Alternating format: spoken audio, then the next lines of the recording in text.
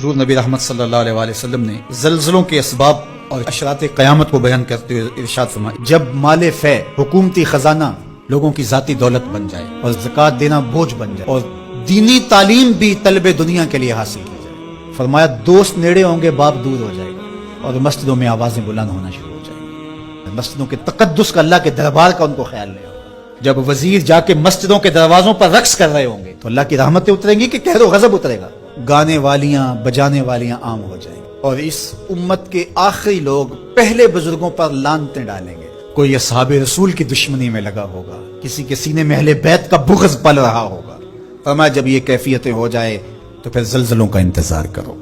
پھر سرخ آندیاں چلیں گی، پھر زمین میں لوگ دنسیں گے بھی، شکلیں بھی تبدیل ہو۔ تو کیا یہ زلزلے کے جھٹکے اللہ کی طرف سے تنبیہات نہیں ہیں؟ نہ سمجھے تو وہ ایک گاڑی کے پیچھے لکھا تھا عقل نہ ہوئے تو موجہ ہی موجہ، اگر نہ سمجھے تو یہ جھٹکے زلزلے کے ہمیں جھنجھوڑیں گے نہیں، ہم اگلے دن پھر اسی طرح کے ہوں گے۔